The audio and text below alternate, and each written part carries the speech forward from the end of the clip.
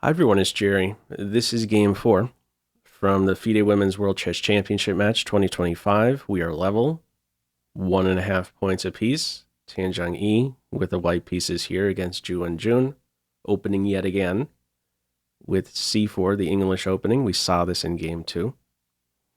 In Game 2, play continued with knight f6, knight c3, e5. Much different story this time around, structurally at least.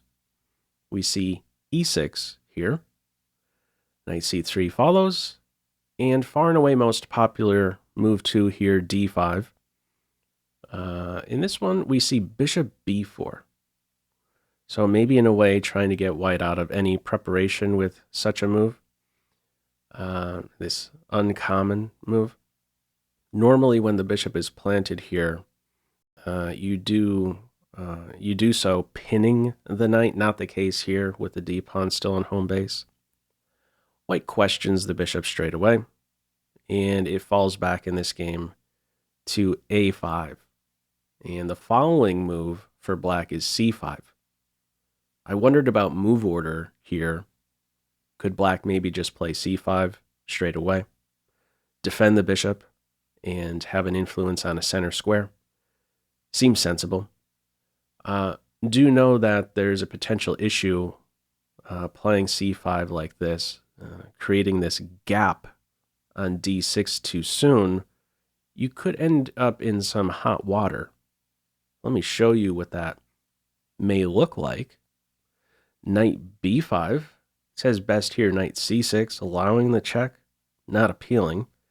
What would also not be appealing, even worse for black, is to play with d6 or d5, which seems sensible, allowing the queen to defend that square.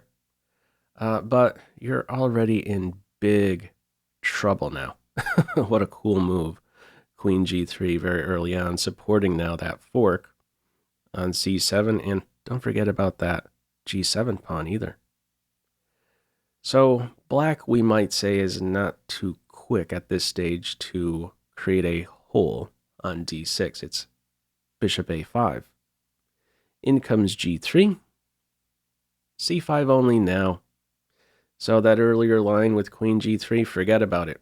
It's occupied now with the pawn. White shooting for a fianchetto. So the knights in this game are on symmetrical squares, corresponding squares. And from here, black goes with castles. Now, this is a move that I also wondered a bit about, knight e5 into d3, tracking down the bishop. If you play in this way as black, there's a thing that you may be focusing a bit too much on, and that is this idea of a knight for bishop exchange. The other thing to really factor in going for such a line is that that knight has taken how many steps? Has invested 4 tempi to track a bishop that hasn't even moved. Black is losing a significant amount of time in pursuing such a line in order to track down a bishop. White could use this to their advantage now, in general, trying to open up the position for the better developed pieces. Huge difference here with development. Black does not play in this way. Does not go hunting for a bishop. Simply castles, a same size castles game. Follow up a6, d4, takes on d4, takes on d4, and from here we have d5. Now it may seem like you don't have enough support for this d5 advance. In fact, black is playing this move as a gambit. White does not pursue that pawn. Takes once. Black recaptures with the pawn. And white here opts for development. Bishop e3 is played. So how would things look if white crashed through on d5 here? So let's have a look at this. If white went hunting for a pawn, how is this looking out? Where's the compensation for being down a pawn? Well, first of all, how to recapture on d5. If you go with the queen, this is a way that black could exert some quick pressure on white. Bishop g4, bit of an irritating move to me. Can't easily defend the knight. And if you move the knight, there's already knight takes d4 to get the pawn back. Also, if white in this position recaptured on d5 with the bishop, here's some active moves that are available to black. You could advance with tempo and develop with tempo and simply activate yet another piece. White remains up a pawn. Maybe in some lines the a2 pawn is picked up. And if you try to maybe give the knight a kick, there's some bishop c4 move. You see this nice piece activity for Team Black. There's some compensation. White does not go after the pawn. Does not take here on d5. Bishop e3, reinforcing d4. In a way, bishop e3 here is preventing bishop e6 to secure this point. If bishop e6 here, we would not be tracking this pawn here on b7. In fact, you could end up in some trouble there as white. Bishop b6 is a move to kind of cut off the queen with rook a7 ideas to trap that queen. If bishop e6 here, there's knight f4. No knight takes d4 with the bishop securing d4. And that would be a nice way to increase the pressure on d5, knight f4 move. Maybe looking to swipe the bishop next as well. So what is black's approach now to deal with this pressure on d5? Well, bishop for knight exchange. And this is the good bishop that's being exchanged for the knight. How is this releasing the pressure exactly on d5? White is simply able to recapture here with the knight, and it seems like it's the same story. Well, a5 is now vacant. Black hops to it, and that's black's way to release the pressure on d5. The queen is now going to be kicked from the d5 square. And she's kicked around a little bit more, eventually arriving here on a3. Follow up bishop to e6. Rook ac1. From here, knight f5. And the follow-up is bishop to f4, clearly trying to hang on to the bishop pair, ducking the knight for bishop exchange. Now, this isn't white's only approach in this position. Computer is drawn to knight e2 to secure d4, pretty much saying be okay giving up the bishop for knight. If black goes for this, keep in mind, this would be a knight capturing white's bad bishop. And white in the end can pretty much point to this bishop here and say, mine's better. White is still for choice here. Better bishop, also better structurally. This knight is not such a fan here. Unsecure piece on c6.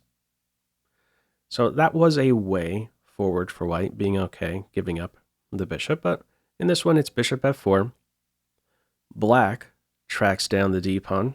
Rook f to d1. Black's up a pawn now, but white now has pressure, has a lead in development. Rook opposite the queen. Pressure on d5 is still there. Follow-up from here is knight to b5. Before knight b5 was played, just an update regarding clock times.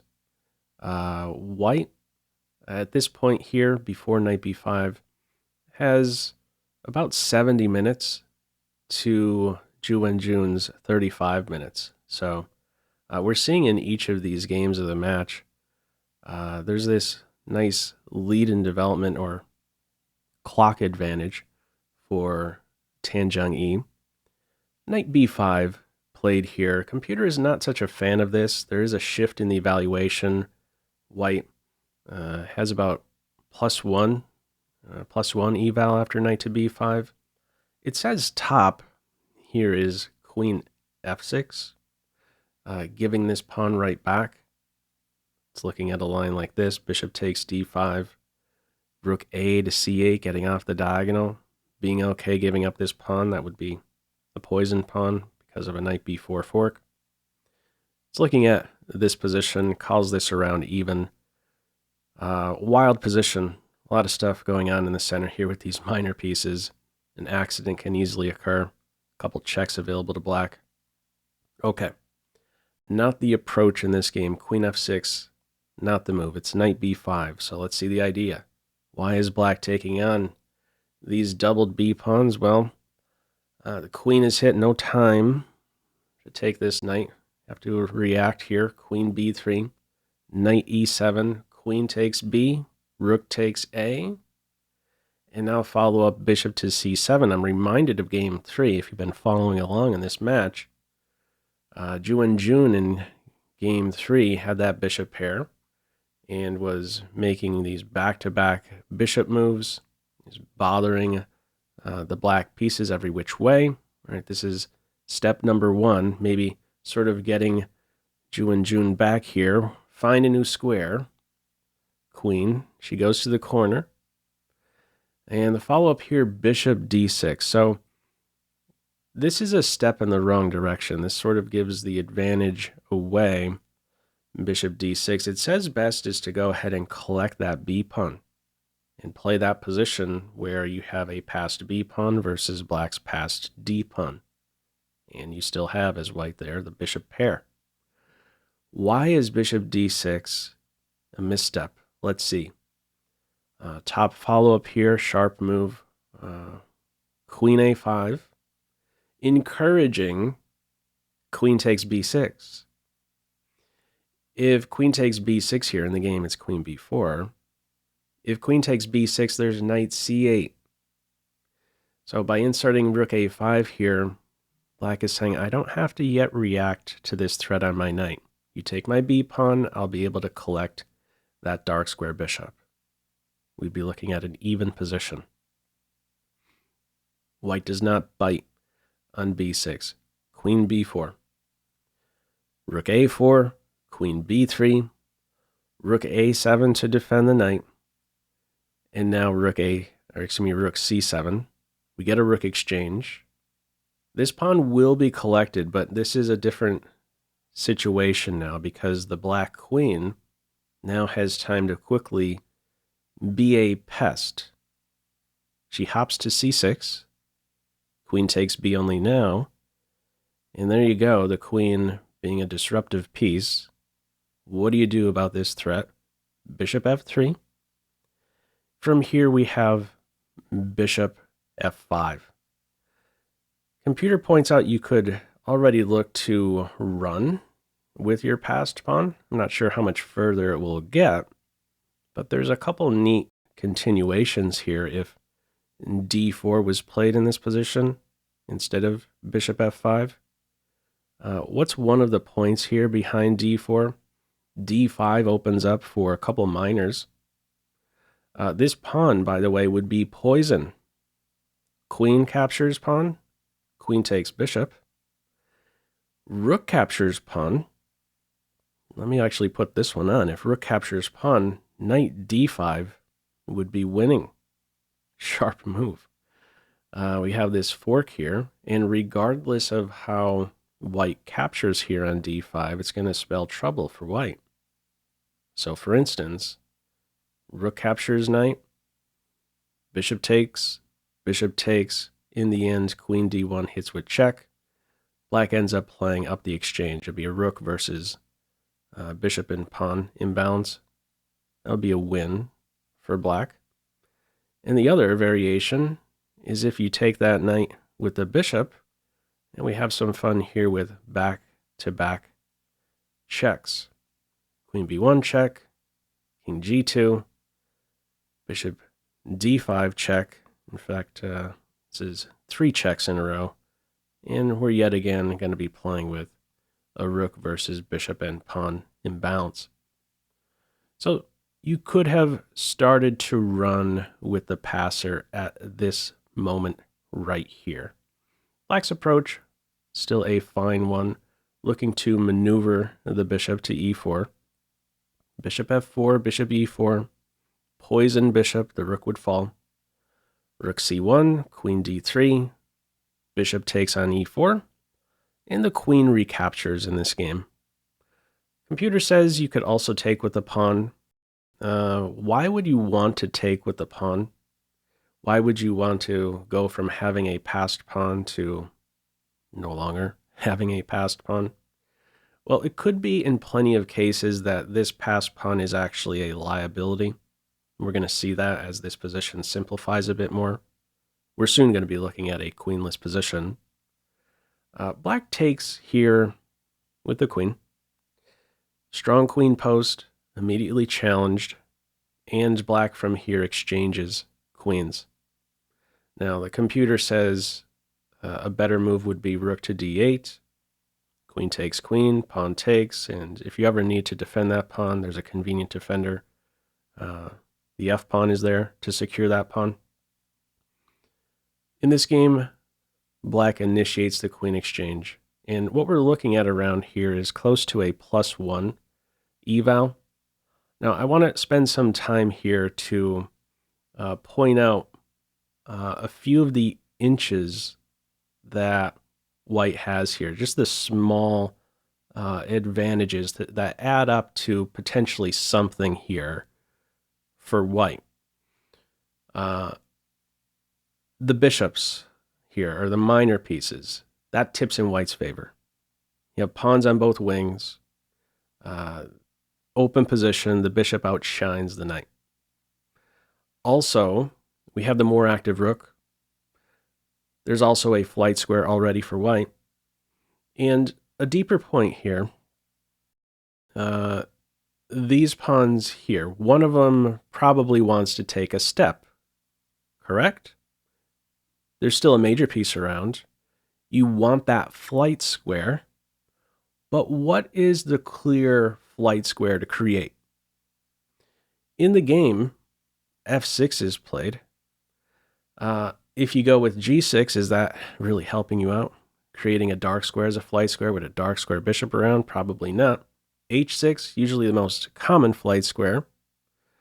Well, one day if you're checked on the back rank, your king is what? Has to kind of go off to the side. It doesn't really want to be off to the side. It wants to really play towards the center.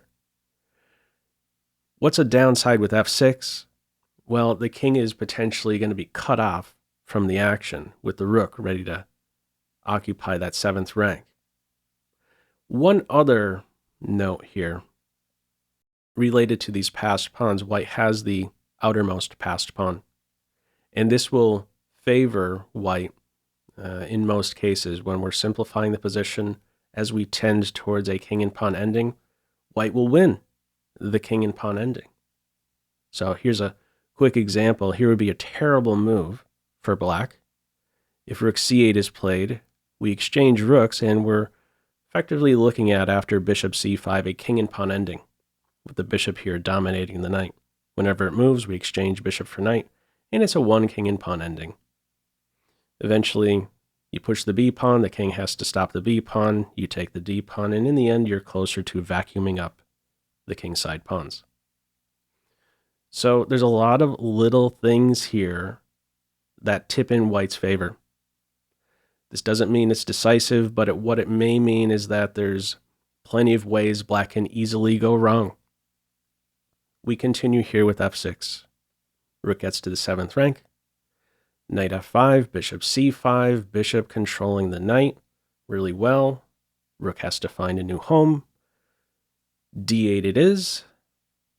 King improves. B pawn starts to run. Knight e4. Bishop goes to b6 here. You could also continue to advance with the king. So if king e2 is played, computer's pretty much pointing out the only move for here for black is to play d4. If you go ahead and track this bishop, this would be a 1 position for white. This rook is just way too good. In this pawn, this is this variation here, pretty clear that it's a liability. The king just moves on up the board and scoops up the pawn. This one advances. Rook cuts off the king. All right. Black cannot afford a minor piece exchange. have to go for this. You improve the king, f2 falls. King e2, not played here. The bishop reroutes, goes to b6, rook b8, and now the bishop falls back here to a5. If the bishop goes back here to c5, this is a different scenario. In this position, you can exchange now on c5 because the rook is in a better position. You can now get to b2, cut off the white king, and be a moment away from getting behind that pawn. Calls it a draw. How white plays it, however, it's bishop a5, rook b5, white king improves, knight maneuvering to a different square, c4 it is, king d3, and from here we have a check on e5. Also points out you could go ahead and take the bishop, but if you play in this way, it says you have to follow up here with h5, and then sort of play to h7, and then g6, and that's your way to activate the king. If you try to walk over in this direction, it's going to be a problem. Pawn advances, rook a5, king b4, king c5. Black is playing without a piece. There's an out-of-play piece here, and that's the king. Two active pieces here. It doesn't get much more active here for the white pieces. So you really better do your homework if you're going to exchange here knight for bishop. You have to see this follow-up idea to activate the king. Black plays it here. The knight sticks around. Lands a check. Careful where you go. It's king c2 here. If you step up, you're stepping into a fork.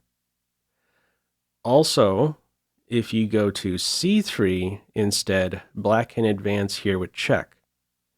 Yet again, there's this idea of a fork.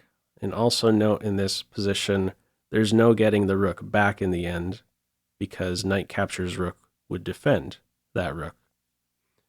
So in response to this, after this check here on e5, this king here goes to c2. Follow up, d4, king b3, rook d5, behind the passer, and now it starts to run. White must now get in position to blockade. The king, no longer cut off from the action. Knight f3, rook d1, king improves for each side. d2, bishop e3, king e6, bishop takes pawn. You can't trade away on d2. You're going to be losing down the pawn. Knight takes h2. It's risky to play in this way. This knight is sidelined. It still calls it around even. Okay, check, king d7, bishop e3, knight g4, knight back in business here on e5. And at this point, we have rook to a1. Best play here, it says go with f4, give the knight a kick, and then after knight c6, king c4. Calls it around +1. In this game, it's rook a1, king e6, f4, knight d7, check, king, very active piece now, just moments away from targeting a base point, g3 pawn, king c4, rook d2, rook very active, we get that minor piece exchange, rook and pawn ending alone, g5, f takes g, rook takes h, and a nice follow-up here, rook c2. We have a little repeating here after this check, king d4, rook d2. The king goes back to c4. Why is the king staying clear of this c3 square? If the king counterpunches like this, you're asking to have this pawn captured now with check. So if king c3, this rook would come over here and have time to not only win the pawn, but be in a position to quickly get behind and track that pawn. So very time sensitive, but just enough time to pull those moves off. White's play here is with king c4, another check, king b5, and now it's the rook that has the responsibility here to track down that pawn. If the king approaches, let's say king g4, rook g7, you can't take the pawn. Rook captures pawn would follow.